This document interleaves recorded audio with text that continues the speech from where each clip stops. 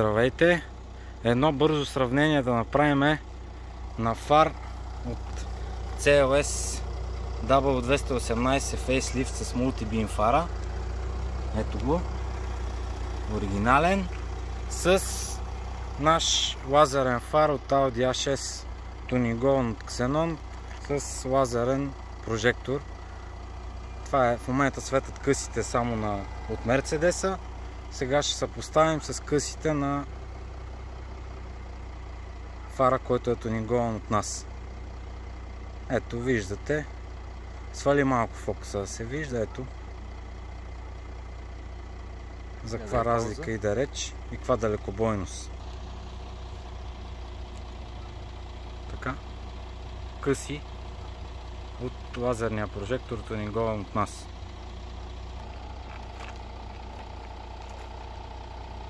Къси на Mercedes W218 с мултибим.